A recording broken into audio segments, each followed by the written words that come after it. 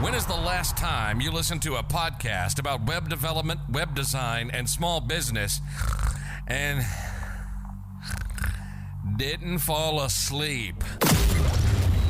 Yes, we cover web development, web design, and small business, but like actual human beings with personalities. If you're a beginner, we're not going to talk over your head. It's more like asking your buddy for help. We have guests, we have fun, and let me tell you, these two can get off on a tangent. Ladies and gentlemen, welcome to HTML All the Things Podcast. This is Matt Lawrence and Mike Curran. That's right, everybody. We are back. This is the HTML All Things Podcast. This episode is going to be an AI one. We're going to be talking about a hot topic, and this is the title, Boosting Developer Productivity with AI Without Losing Your Edge. Before we jump into that, we are powered by Code Rabbit. If you want to cut code review time and bugs in half instantly, supercharge your team to ship faster with the most advanced AI code reviews. Go and check them out, coderabbit.ai, or to support the show, you can click on the link in the show description or in the show notes. It is not an affiliate link, but it lets them know that we sent you. Go check out that link again in the show description or in the show notes, or just go to coderabbit.ai, of course. Get a free trial, 14-day free trial, and just a 2-click sign up with GitHub or GitLab. And so this episode, we're going to be talking again about something that's really, really topical. And Mike and I were talking about this kind of accidentally before I knew what this topic was all about, because Mike wrote the show notes today about how, like, hey Mike, like, go do this, and then it's like, yeah, my new process to do this is I type this and then I go to ChatGPT. Or it's like, hey man, like, do you want to order tacos? It's like, yeah, but I didn't know what ingredients to get, so I go to ChatGPT. No, it's not that bad, but it's kind of like that. AI is invading our lives. Is it good, bad? Are we reliant on it? Are we damaging our productivity? Who knows? So if this sounds interesting to you and you want to support the show, you can go and check us out on that Patreon, leave a review or rating on your podcast app, join us in our Discord server, or share this with your friends. And if you want to learn how to code and get a discount while doing it, you can do so with up to a 20% discount on Scrimba. Scrimba allows you to code alongside the instructor with their interactive media player code editor. Scrimba.com/links/HTML, all the things. That link will also be in the show description and on the show notes on HTMLallthethings.com. All right, Mike, why don't you introduce this episode for us? Yeah, absolutely. So everything that you said is kind of exactly my mind process right now, with like just throwing everything at AI. And I wanted to bring that into some sort of structured format in this episode, right? Last week, I think you and I had a discussion on this where I came to the episode that we were going to record before, and I was like, I'm kind of depressed. Like, I feel kind of shitty because I feel like I'm relying on AI too much, and I feel like I'm losing my actual skills for coding. And that was what generated the thought process of this episode. Now, these kinds of feelings go away on a day-to-day basis. So like some days I'll be depressed about it and some days I'll be happy about it because I'm like, oh, look what I could do that I couldn't do before. That's the positive take on it. And the negative take is like, look what I used to do this manually. Now I might not even be able to do it tomorrow because I've been relying on AI too much. So like AI has become sort of a crutch. And that's something that I'm trying to come to acceptance of. Like, I'm trying to come to reality with, like, the fact that I'm using it as a crutch and that's okay. And it's tough because I like doing some of the things that AI does for me better, right? So I like coding. I'm a coder. I've done it for, the better part of a decade. And I'm starting to realize that AI is better than at it than I am on a lot of things. Repetitive tasks, coming up with some novel ideas for things that I haven't done before, stuff like that. Like, it's just better and faster. The main thing is it's actually much faster than me. It can do things quickly, like boom, one shot, a whole problem solved, and then I move on to the next problem. But I like to do that part. So what do you do? Like, what do you do with the part where, like, with the fact that you want to solve problems yourself, but you feel like you're not the best solution for that problem? Okay, so that's really the cusp of what we're going to be talking about in this episode. But on top of that, I am going to be talking about my current workflow, how I use AI in different ways, especially coding. We're going to be talking about, like, answering the question of, is it too much? Like, am I using AI too much? Like, is there a limit to how much AI I should be using in this current moment in time? We're going to be answering questions also like, is AI going to make me dumb? Like that. And I don't know if we're going to answer these questions correctly. I want to be clear of that. Like, I don't have some sort of like majestic answer for you at the end of this episode, but Matt and I are going to discuss these questions and come up with our own kind of thoughts on, or like, just resolutions to them. And maybe that can help you better yourself in a way that either use more AI or use less AI, again, depending on where we come to at the end. And yeah, that's essentially where we're going to be going with the AI discussion today. So I know some people kind of shy away from AI when we mention it. I know like there's some people out there that hate AI, and that's fair, and I understand it.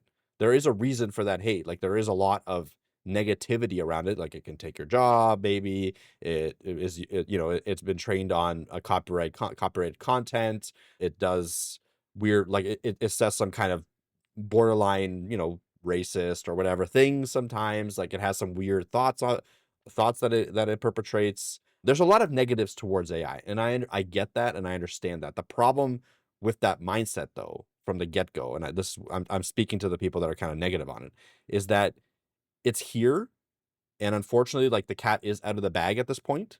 If you don't have to love it, but if you don't use it as a tool, you're going to fall behind in many, many different areas of your job.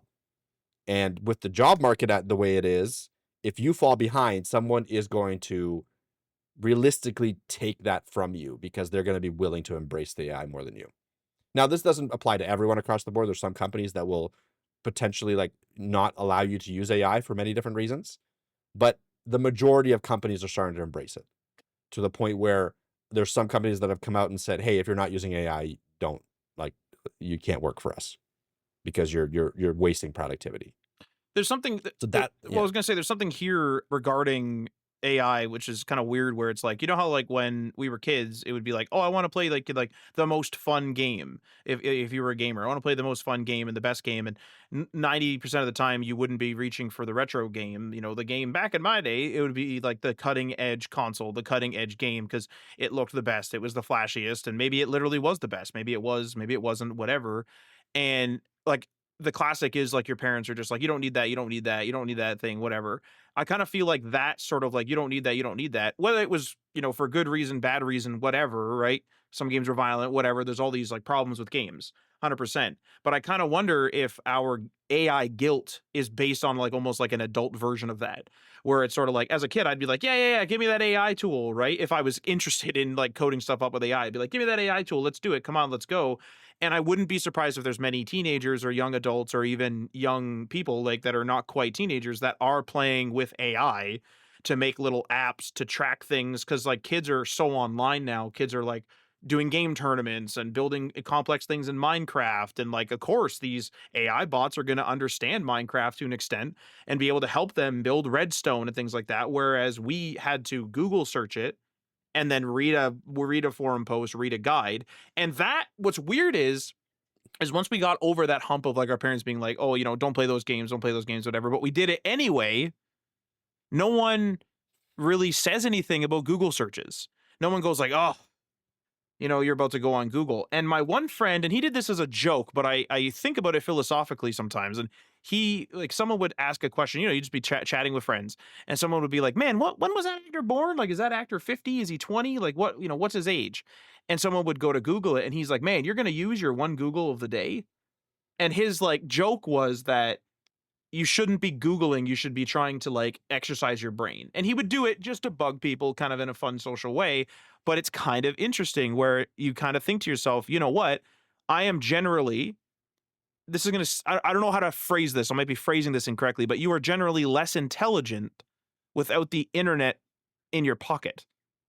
You are generally less intelligent. You're not able to look up dates of things. You're not even able to look up your own notes sometimes if they're clouded, because you didn't commit it to memory. You've left it to some cloud note app. You've left it to just a Google search. You've left it to all these things. And so the internet and searching things has become not taboo any longer. It is regular. And so I wonder if AI is going to go through the same steps as that. And of course, there's going to be some back and forth. Like you're saying, there's some bad things about AI.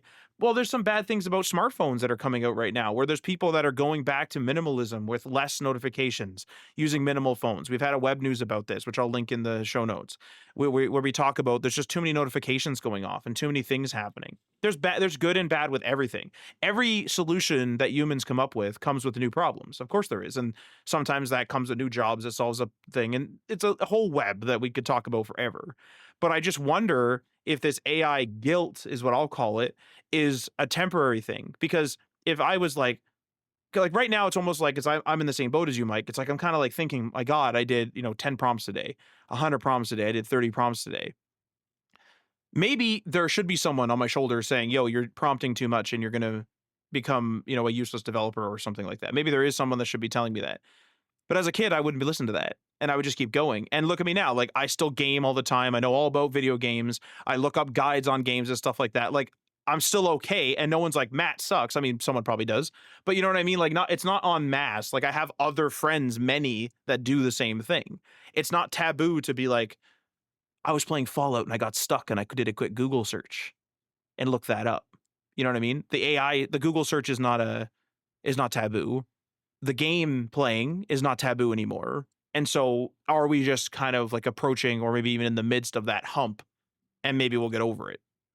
I think a good word for it, just as you were talking there, that came up to my head, is that instead of this being kind of a cheat code or whatever, something negative connotative, this is more of an augmentation on our abilities rather than a thing that brings them down. And it goes back to that search thing that you said. Like, a lot of those questions, how old is this actor? That can be answered by someone that has a very good memory, right? And some people have extremely good memories. That's fair. But the reality is not everyone has that. I am a person that has a pretty bad memory. And you can train your memory. I want to be clear there. Like, you can make it better, but it's never going to be probably on the same level as someone that's inherently born with a crazy good memory, right? Like, there is no such thing as photographic, but like there's augments on top around that, where like it's, someone reads a page and memorize that page for years and years and years, just one time. For me, it takes like reading a page, then trying to do it in a different way, then trying to, watch a video on it. It's a whole thing for me to fully ingest a topic, right? And that used to be that's how I learned. I found a way to learn. That's how I learned.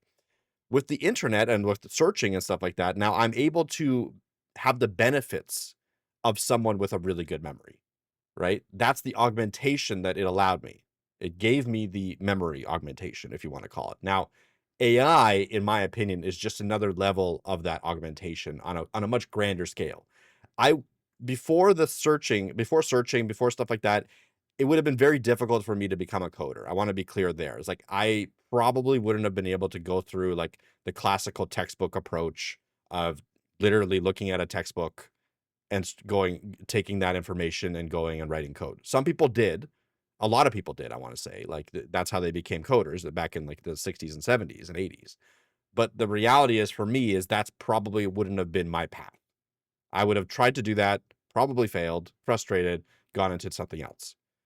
With the internet and the ability to see different ways of doing things and search for things specifically, I had the ability to use that augmentation to become a developer that I probably wouldn't have been able to do without it. And I think the same thing with AI. For example, for me, SQL was always kind of a challenge just because it's kind of boring and I really didn't have much interest in it. So it was always a challenge for me. As soon as AI came to be, like even ChatGPT 3.5, it could do pretty complex queries in SQL, no problem. And I became pretty confident in my SQL skills because I would obviously ask it follow-up questions on how it did this, how it did that. I learned how to do SQL through ChatGPT. Before that, I was no good at it. I could do like regular select alls and stuff like that, obviously, but I couldn't do like the very complex joins and inner joins and middle joins and left joins. I couldn't do any of that. I can do all that now. I can even do it without ChatGPT, all because it gave me that skill. I was able to ask it very direct questions. I was able to utilize it to learn that topic. And then I'm able to continue to utilize it to write more complex and more complex queries as I learn more about it much faster. And it's the same thing with a bunch of other things, DevOps for me. Like there's a bunch of things that I now use ChatGPT or other AI tools and rely on them to make me better at things that I just wasn't as good at or I couldn't do before. So it's an augmentation in my eyes more than anything else. And maybe that's copium. I want to make that clear. And maybe that's me on a good day being like, okay, maybe I'm not using AI too much, right? Because like I do have those back and forths, but I do see it as a overall positive in terms of my trajectory to do harder and harder things. Well, you know what the thing here is though is this kind of opens up the conversation of like just an hour or an hour and a half away from here, we have a lot of Mennonite communities. Those Mennonite communities do a lot of things. Of course, they farm and things like that. But one of the things that I use them for, like use their services for, is good furniture. Like if I want a piece of furniture, and my dad did the exact same thing, is if you want a piece of furniture that's good, that you're like, I'm gonna keep this forever. I'm not gonna like, change this with the seasons or whatever. I want this to be a nice piece of furniture that lasts forever. I mean, he got a dining room set of chairs and for the kitchen and all that. And those chairs were, I think I was maybe a teenager, maybe.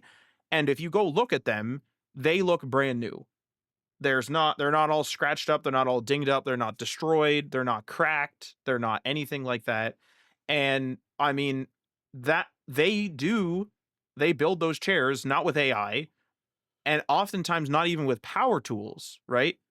The point I'm trying to make here is not that you should go buy Mennonite furniture. My point, although like I like to do that, like I said, for good quality furniture that I want to keep forever. My point is that they're not doing the latest cutting edge thing. And so what that means to me is that maybe the answer with AI lies somewhere in between. Like if you feel as though your coding ability is going away, maybe you should practice that a bit because having those abilities is marketable. Or if you're a person that refuses AI, you might become, sort of like how the Mennonites use classic methods, right? No power tools generally. Sometimes they do, whatever. It's all up to them. But, no power tools or what have you.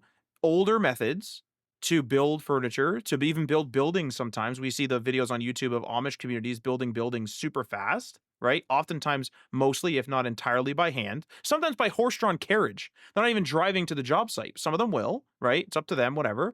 But the point is that the old methods aren't necessarily all going away.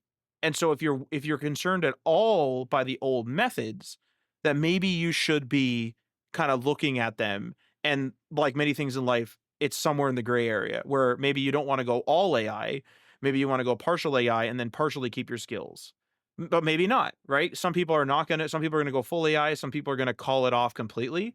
I mean, many people in those Mennonite communities don't even have flip phones, for example, right? There's certain belief systems there where I don't know like the ins and outs of it, but having dealt with them in the past, it's like some of them have like a belief system, and I'm probably butchering this, but it's like they're allowed to use tech that's like, I think it's always like 10 or 20 years behind.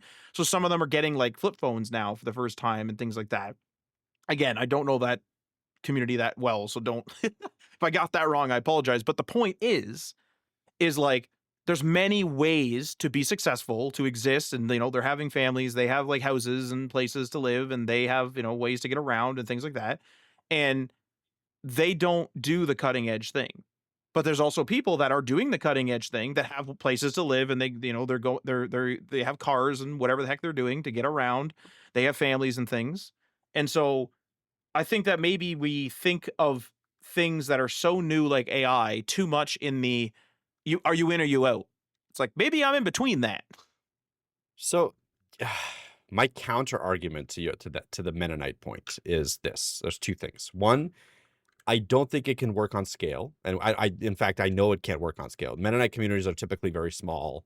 Their production is typically very small and expensive. It is high quality.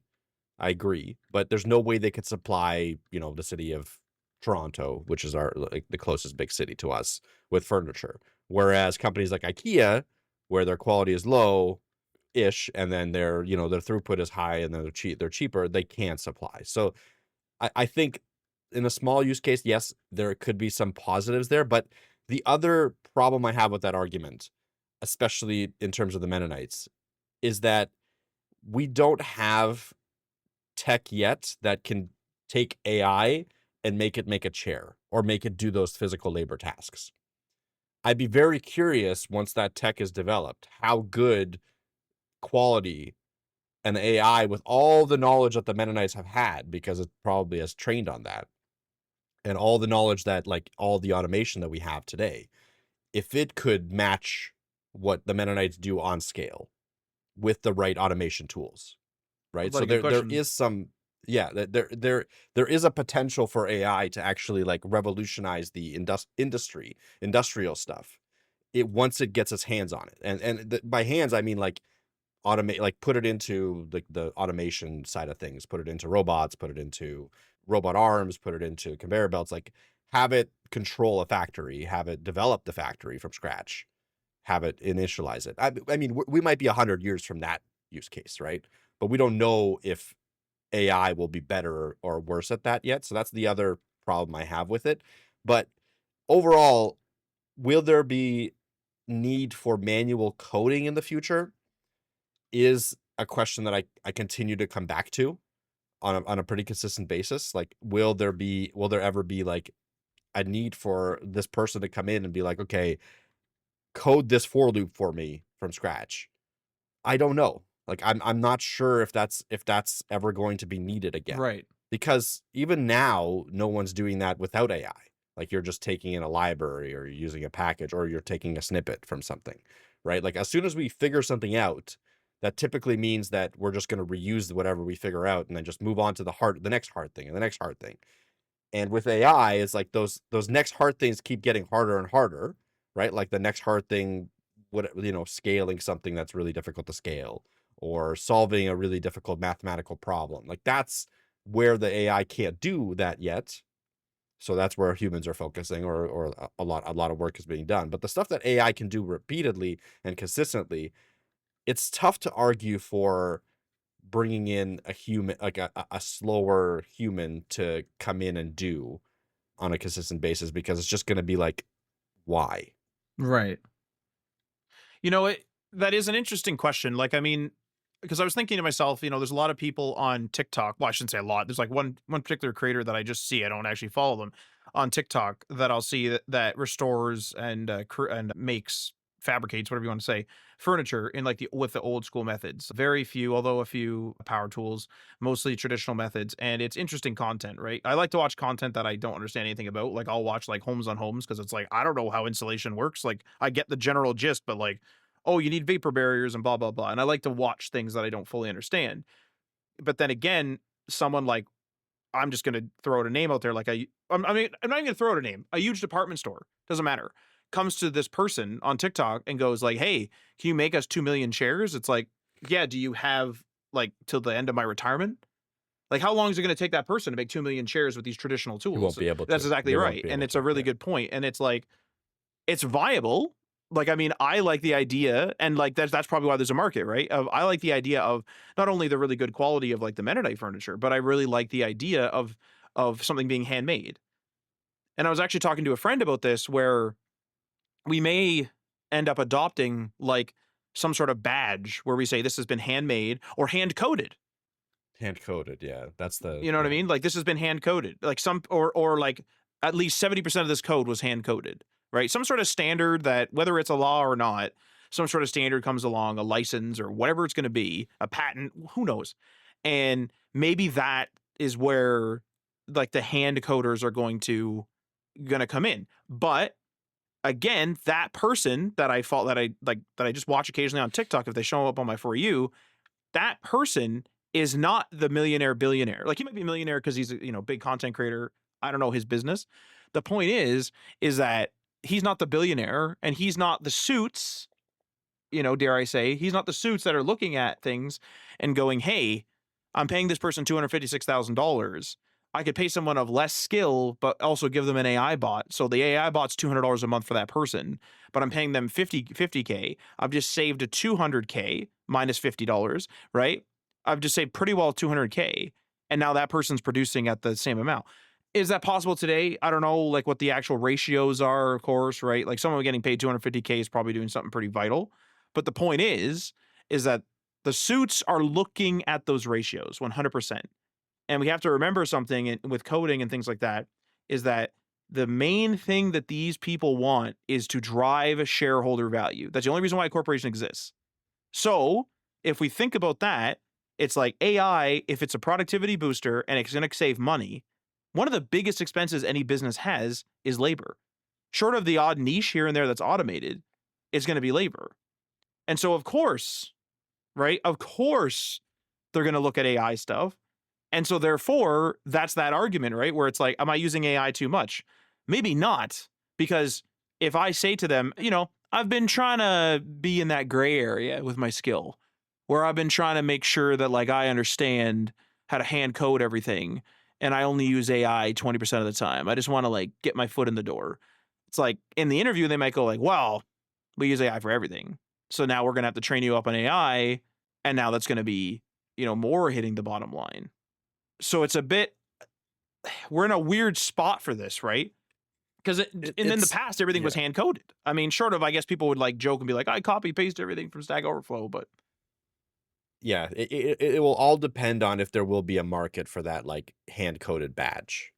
And I just don't know if that's if it translates from like chair to code. Like who's the user that's going to want a hand coded product? Right.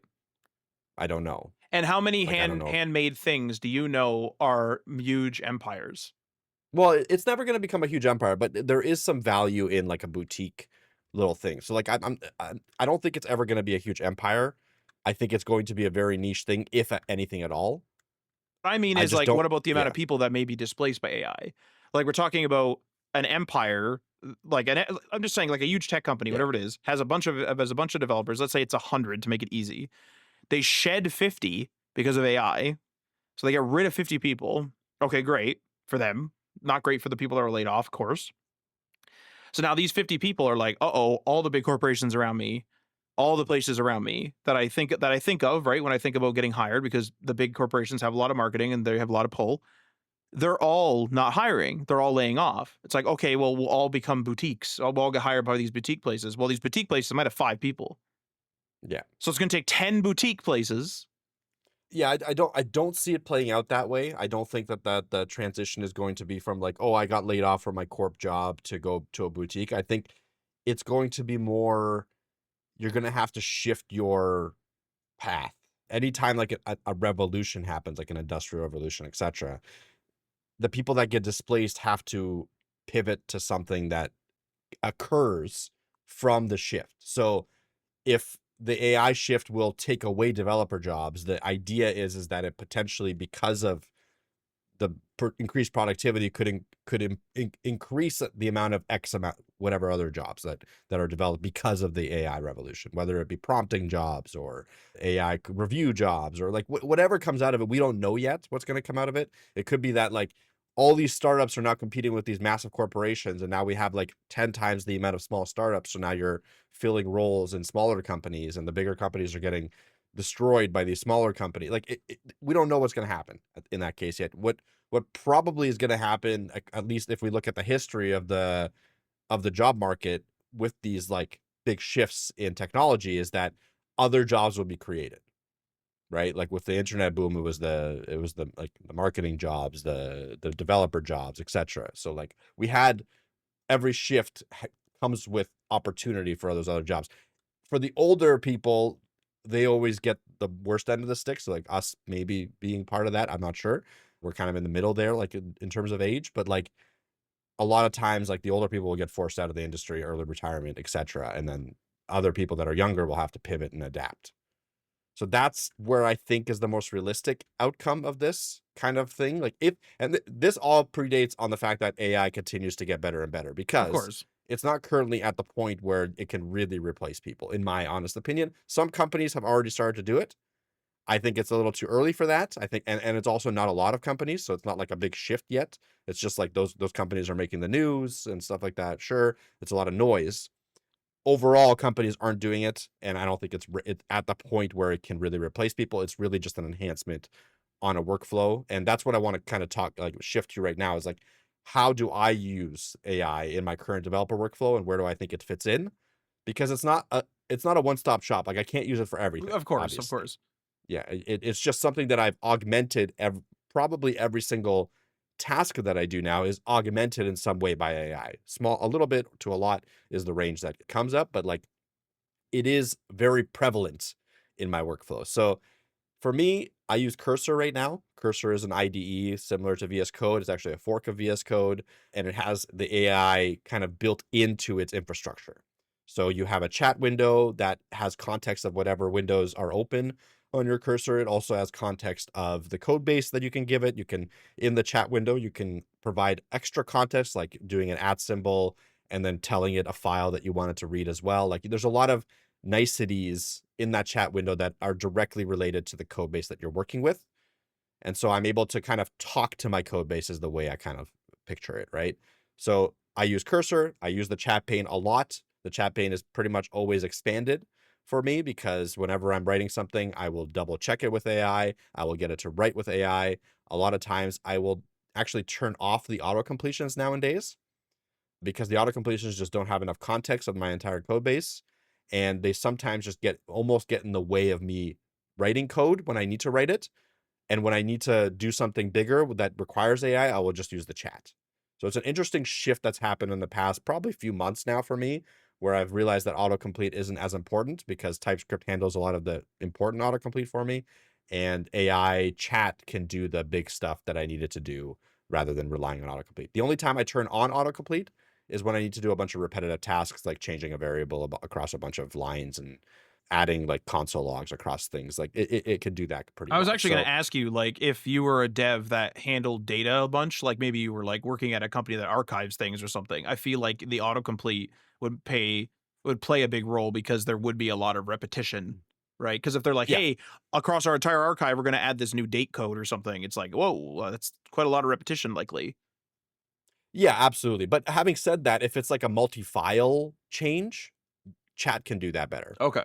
It's the autocomplete is really only for like the single file and the work that you're doing. But what it's really good at is like you change a variable and it automatically detects that there's a bunch of other variables that you want to change, whether it be naming convention, whether it be the same variable used across multiple things. So it's just good at like quickly picking up what you're trying to do when you're refactoring something. Okay.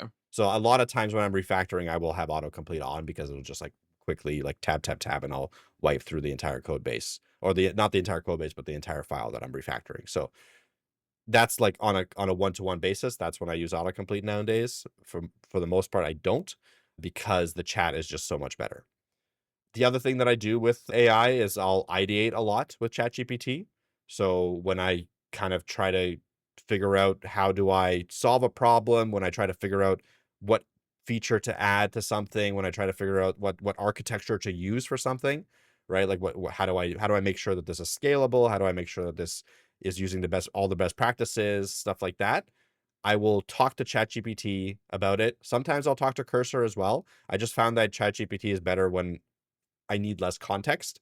Sometimes having too much context, like knowing my entire code base, it'll give me very code base related answers. And I sometimes want out of that. Like I want it to have like a more fresh perspective where it just gives me the best related answer. And then I can go in and like, I can give that to my code base and be like, hey, this is the way I wanted to do it. And it'll refactor a bunch of stuff for me. So like I sometimes come out of my editor to talk to ChatGPT to get the best methods and ideas and to talk back and forth with it and to tell it where it's wrong and where it's right. And then I'll take that output that it gives me and I'll feed that back into Cursor to actually do the things that I needed to do. Right. So it's like almost like AIs are talking to each other with me as the intermediary. So that's a pretty crazy kind of use case that I've developed over a little bit. The other thing that I do is when Cursor Chat will start implementing a lot of these solutions that come out of the conversation that I have, I'll definitely closely follow it. I'm not at the point where I YOLO mode or whatever it's called, like allow the agent to do its own thing and not like click accept. I know a lot of people have enabled that mode where you don't even like, you see what it's doing, but you don't actually accept what it's doing. So it just like does it automatically. I still accept everything because a lot of times what I've realized, like probably 50% of the time, I need to either reprompt it or manually go through and edit things that it does automatically. Whether it be just a different format that I would prefer, whether it be like a legitimately wrong way of implementing something that I catch while it's doing it, stuff like that. I will go in and either manually fix it, or reprompt to get it to fix it and go down the right path, and then manually accept. Yes, it's slower for sure because I have to go through and review it pretty meticulously, but it's still faster than me having to write it, and it's a little bit more reliable than just trusting the AI, and I have much better context of what it's doing, so therefore I can go in and troubleshoot much easier and explain much easier. Because a lot of times, like, it'll do something for you, you'll create the pull request. If you don't understand it, someone will ask you a question on whatever you changed, and that you won't be able to answer it because you didn't even follow what it was doing. So I think it's still important to be really involved in the process, even though it's doing a lot of automatic things for you, but I still allow it to do quite a bit. Yeah. So that's your current like workflow, and that's like kind of like the marrying of like your coding ability and your coding ability to like steer this AI thing, like steer the tool. So it's still very much in the place, I guess, or at the stage where you have to like really steer it. And like I mean that might be Yeah. always the case because like what motivations does AI have without being told to do something, right? So it's like kind of makes sense where it's uh, like the company that you work for, AI would not, at least at this stage, be like, I want to start a company, and then it becomes that company, if that makes sense. So Yes. like you still have to have coding ability and still have to have general knowledge in order to steer this thing. The thing is though, as I was going to bring up, is I just did an interview with somebody, and the episode will be out soon. He like basically is a solutions architect like us in an agency. So you're doing a long-term contract. I am doing like small to medium business clients, and he does that same thing. And the reason why I'm bringing this up is because it'll contrast or compare the current workflows. So he said that he actually just picked up a client where this client has vibe coded his way through. He didn't know what a CRM was. He made his own CRM. He's a car mechanic. He made his own CRM. He made his own like other customer relations stuff, whatever. There's a bunch of things that he's working on. There's a couple of things that he's currently working on. And so what this fellow is doing is he knows how to code. And so he is what he calls, I think it's undeploy, I think is the term that he said he's coining. And he goes in and he checks has checked this guy's vibe coded project. And this is a person that is not a coder, again, car mechanic. And he goes and he like, he's adding auth, he's making things not as like making them more secure, maybe fixing some issues, what have you, things that the AI missed, whatever. Security is obviously like one of the biggest ones, if not the biggest one. And so like what's weird is it's like there's like the difference now between like you're doing the long-term contract, you're doing all these things like you said in your workflow, and it's like with the small to medium business people, we may be taking on vibe coded projects that are already quote unquote complete, or like 90% of the way there, as I think what he said, what the car mechanic said, and then fixing that manually. So the point is you're kind of generating something from scratch, like you're coding something from scratch using AI to augment you. And this AI, this vibe coding, something was made from scratch, but then the point is we still need coding knowledge. We still have to have technical knowledge to do either one, right? To help a vibe coder or to be the person that is being augmented, the coder that is augmented in your particular case. So in either So case, and I'm sure there's other ones, we need coding knowledge. and I would argue that the person that you talk to would need significantly more coding knowledge than the average coder to do what he was doing. So to audit a code base and figure out where it needs to be fixed, and especially if it's not your written, like you didn't write the code base, it requires a different set of skills than just writing a code base from scratch, and I think a harder set of skills, honestly. So this is an area where I fully believe that there will be a lot of work in the future, especially in the short term, where you will go in and you will, if you are good at that particular set of skills, whatever we call that in the future, whether it be AI auditor or something like that, it will be a fairly profitable gig, probably contract based. And that's maybe where coding goes to, like Right. where you just become that AI auditor and you're really good at finding where it lacks knowledge and where you need to kind of push it to and where you need to fix it. In a small to medium business sense right now, I think it makes a lot of sense.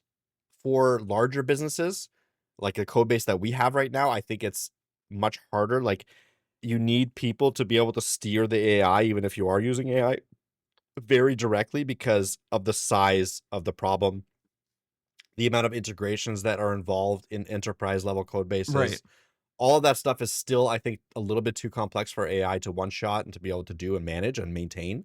Now that could change fairly shortly. Like it could get better and better if it continues down that path. But at the moment right now, I still am involved quite heavily in any sort of thing that the AI does. And a lot of times I will go through and manually edit certain things. But one thing that I do want to point out in my current workflow is that there is pretty much no time where I go through, open up a blank sheet of like a blank file, like a blank .ts file, and start writing manual code. That's the thing that's changed dramatically for me over the last 3 to 4 months. Is I used to do that. That used to be my method, right? Like I'll go through, I'll set up the scaffold manually, I'll set up this manually, all that was me. None of that is now me. And that the shift has gone to, hey, look at this file for the pattern, look at this file for what I wanted to do. This is what I wanted to do on top of that. Boom. AI will come up with something and I go through and audit it and change things here and there. So that's been the biggest change for me, is that I just don't manually code, really, quote unquote, anymore. Right. And that's what I'm struggling with, right? Like that's where like I know I'm losing skill by not doing that 100%. Right? Now, again, back to our initial argument, like I think this is an augmentation on my skills. And now I can do things faster and better and further. But there is that thing in the back of my mind that constantly comes up and you know, on a day-to-day basis, it's different, where like sometimes I'll be depressed about it and be like, I should just sit down and code this. But the reality is that if I do that, I'm losing time and I could be doing another feature, or I could be going further in whatever I was doing before. So that's what I wanted to point out in my current workflow. The main point there is that, yes, I still do a lot of manual intervention. Yes, I still code to a certain degree where I fix code and stuff like that. But where I just sit down and write manual code, that's not happening anymore. And like that's obviously going to be scary. Like I mean, there are other skills in our life that we've let go. Like for example, we are all, generally speaking, less skilled at connecting a dial-up internet connection, because that is gone. Not that that like took a lot of skills from the consumer end, but still, right? That's something where we had that skill and now it is gone, and we would have to like look it up and try to figure that out again. And there's many examples of that as kind of things go on. But I think the big question is, with AI being so new, is this something that we should be giving up, right? Is this something that we should be losing practice in terms of manual coding?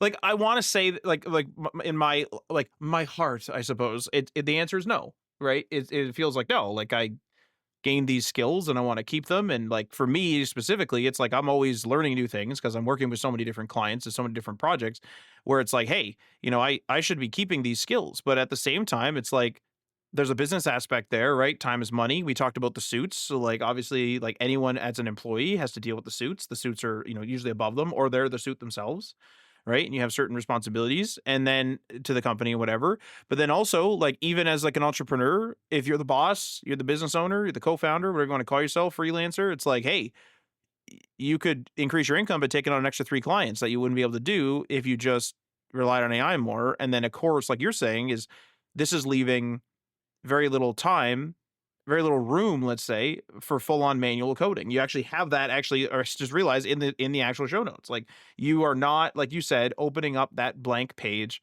and going through and actually coding something. And so now the workflow's changed. In 2 years approximately, the workflow has completely changed. Whereas like even Stack Overflow is suffering, right? Like we hear it off and on, but it's like Stack Overflow. I haven't been to Stack Overflow other than to just see what was going on in probably a year. I don't think I've gotten a coding solution from Stack Overflow. Yeah, no, I agree. Yeah, like not only Stack Overflow, Google is suffering. I mean, Like Google itself is suffering. There has been a decrease in search traffic. almost naturally. And like Yeah. we've had that conversation, even where, I mean, this is like a whole other discussion for another day, but it's like, yeah, there's these like search engines that are AI, you can tell ChatGPT to search or whatever. There's like other ones. But the point is it doesn't feel as good. Like it doesn't it I shouldn't say it doesn't feel as good. I don't like how you have to like click search and then tell the AI to search. Like the UX feels very strange to me. Whereas like Google search, like you search, it comes up with a bunch of links that are, as related as possible, and then that's what you get. And Googling was a skill slash is a skill, right? We've Yes. talked about that in prior episodes. You listen to early episodes, we talk about how, we probably actually, like, it's been a while now, but we probably actually talk about people are worried about relying on Google, where they're like, I just rely on Google all the time. Like, what am I going to do? And it's like, we Google all the time. Like, don't worry about it. And we're kind of like talking about the taboo-ness, I guess, of Google searching in this field, in the development field, web development. And now it's like, well, forget that. Don't even worry about it. If you're Google searching, you're still doing it manually. We're on the next tier. Yeah, absolutely, yeah. And the manual before the Google, like if against the Google, was like literally just trying a bunch of different Yeah. things without like looking it up, just going down many different paths yourself and trying it until you got there, right? And that took time. Yeah. Like it took a significant amount of time, and I've done that before, like many times where I just decided to not Google it or didn't even think about Googling it because I was just down a path.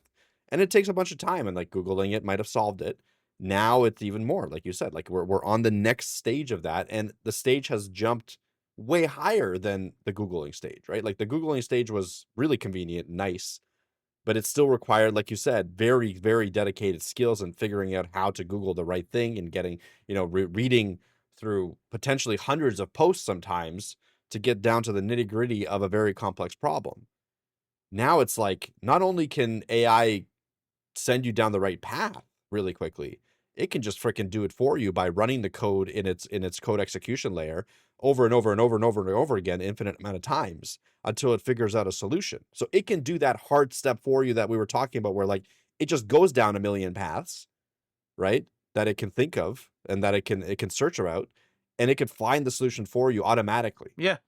That's where we're at right now with the AI. Like that code execution layer, again, Cursor has that, Claude Code has that. That's another step that's been added. Again, it's been probably like 6 months now at least, but like it feels recently new to me because I haven't used it very much up until the last few months.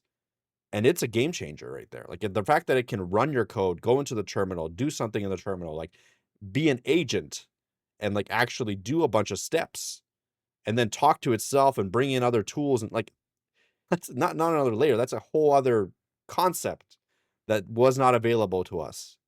And yeah, it's crazy. And like the other thing that I wanted to say on top of this is that I don't use AI just for coding as well.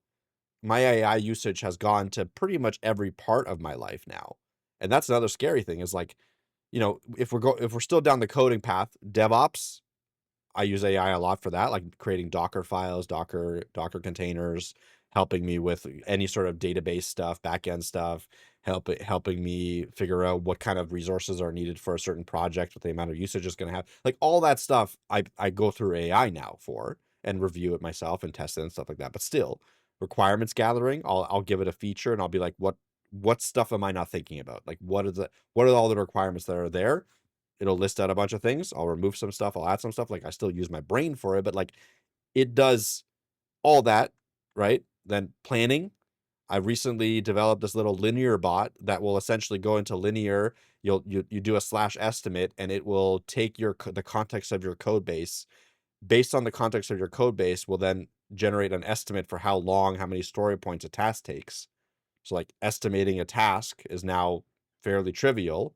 Now it's pretty accurate, not super accurate. It could be way more accurate if you put some more time into it though. Like if you can feed it the throughput of your team that already happened and related issues that you've already solved, I think it could be pretty much dead accurate at that point. So I think we're at the point where project management is starting to get pushed out a little bit there too, where like why even need it if it can do the requirements gathering and stuff like that? You just need a product like designer essentially. Well, just think about the insights. Like if an AI was connected to your whole team and it was like, okay, Mike's the project manager and Matt is the coder, and then I'm prompting it and I don't even like tell it. I don't say, "Hey, yo, like AI, like tell Mike I'm going to be 5 minutes late or I'm going to be, 2 days late on the deadline, let's say."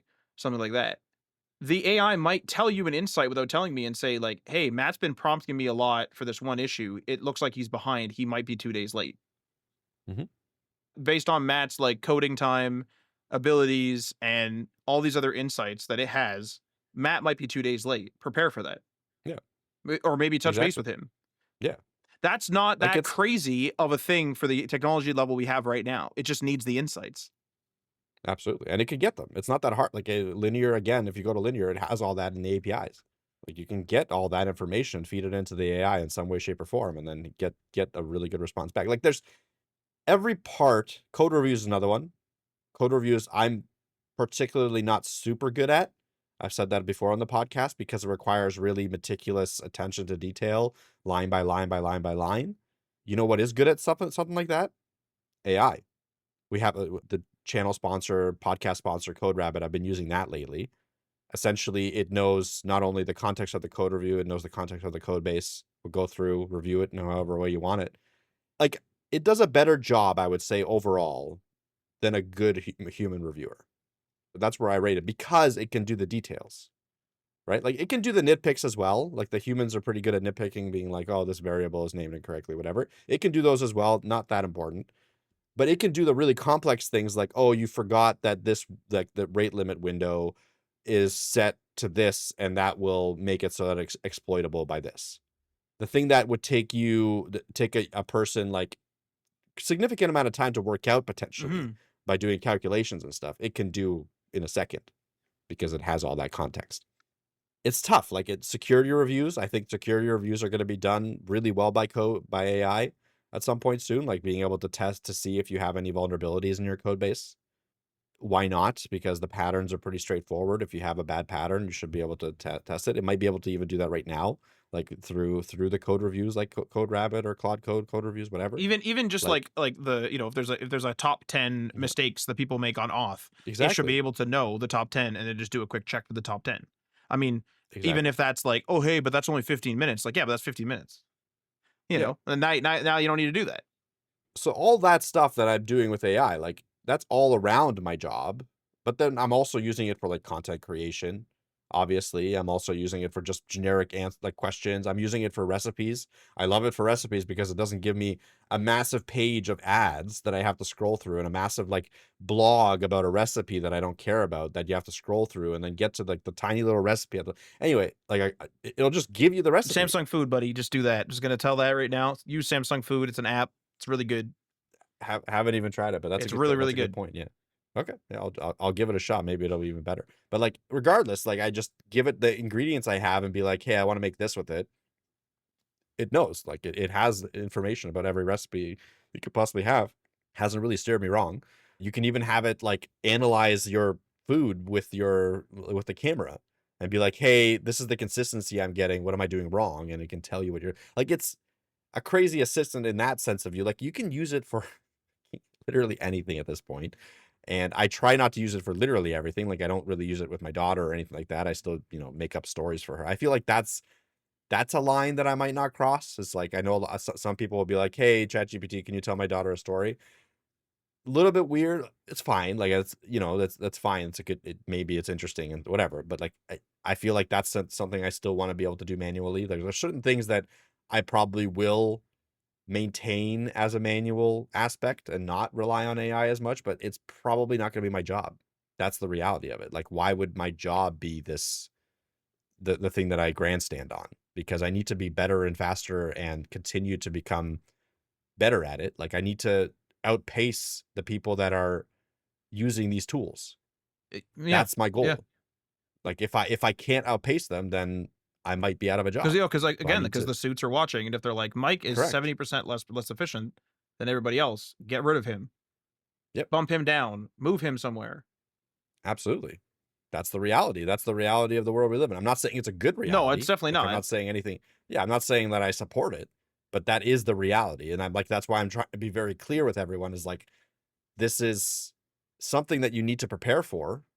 And if you're not utilizing the tools to the best of their ability, then like regardless of the ethics of the situation, most likely look at the companies. They're laying people off without even like a second thought anymore. Yep. It used to be like a thing that they try to slide in on a Friday evening or something like that to avoid the press. They don't give a crap. Like they do not care at all. They'll just be like 10,000 people laid off. I heard that like some of the layoffs too are done by AI, where it's like, hey AI, like which people should we get rid of?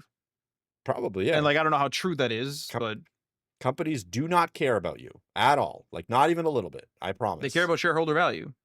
Yeah, they care about shareholder value, especially public companies. Yeah, they do not at all, even a little bit, care about you. So like it's the people inside the companies might care in certain ways, shapes, or forms. That might be Boutique possible. companies might, like boutique companies Yeah, have exactly. boutique Yeah, if it's a reasoning, small, right? Like they might be super exactly. Yeah, environmentalist, super people yeah, friendly, super anti AI, whatever it is.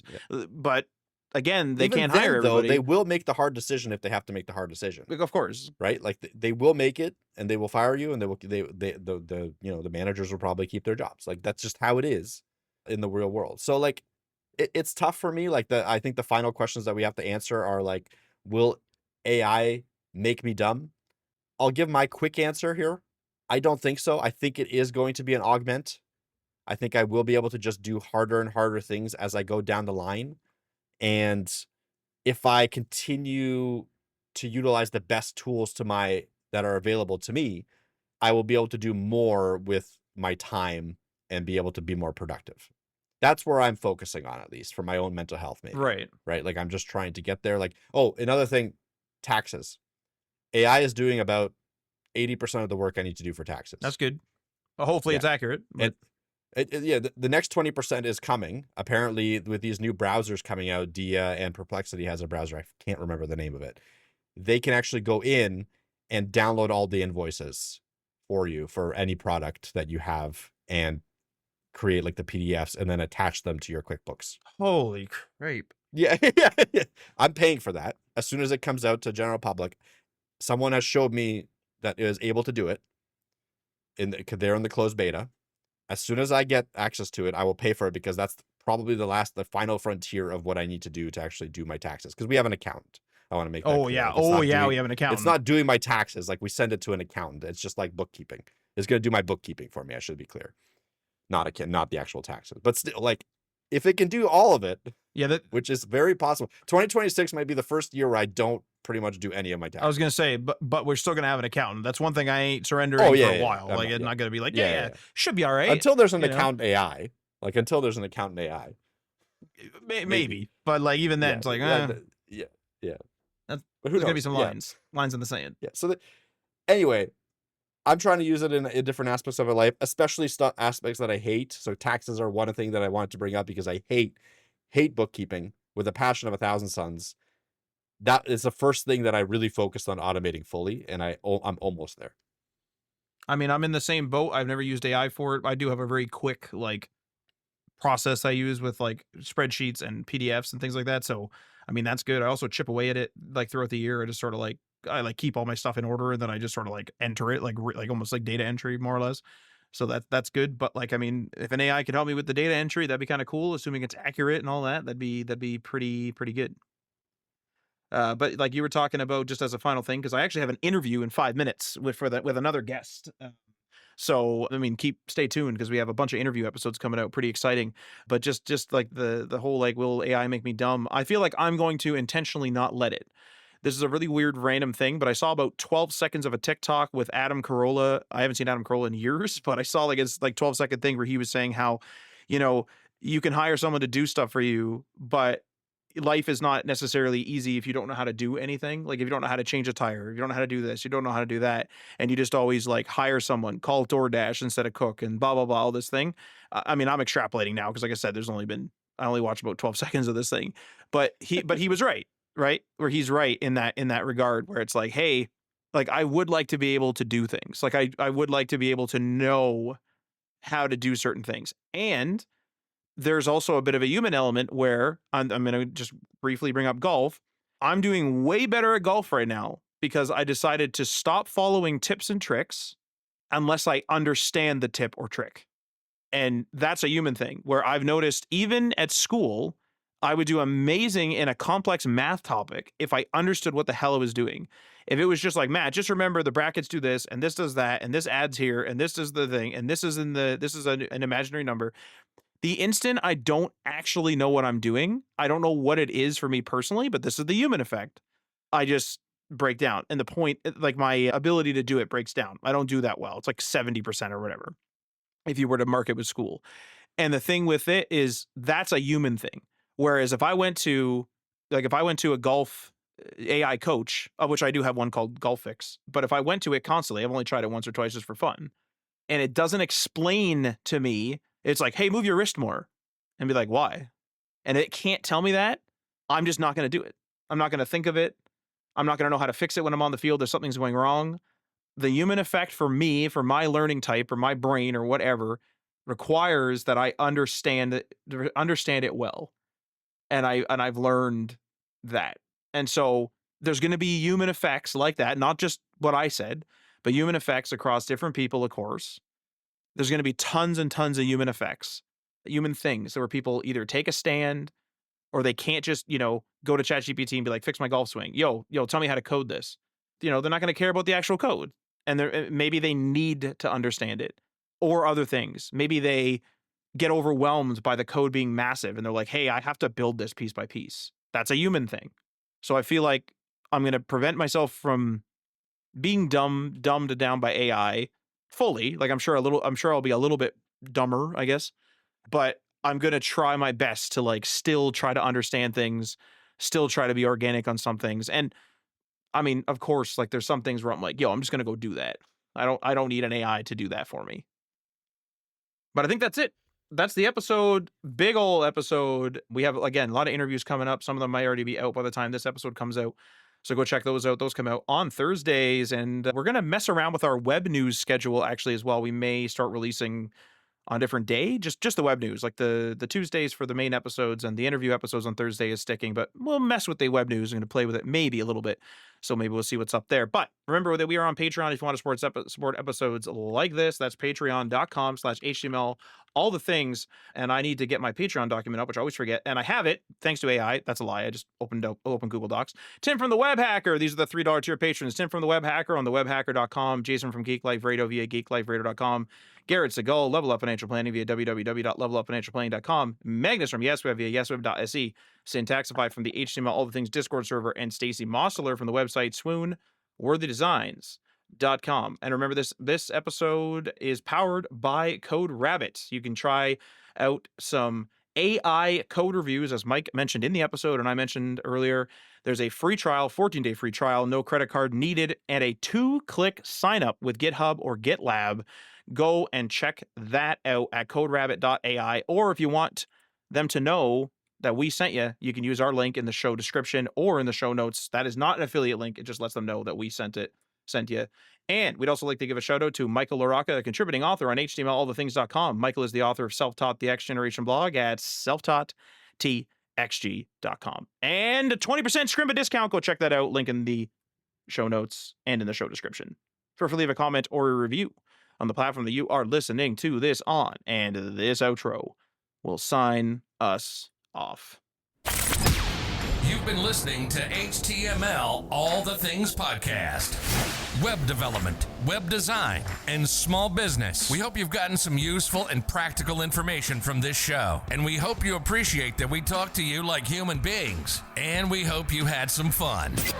We'll be back soon. But in the meantime, hit us up on social media on Facebook, Instagram, and Patreon at HTML All the Things. And on Twitter at HTML Everything. Until next time, this is HTML All the Things, signing off.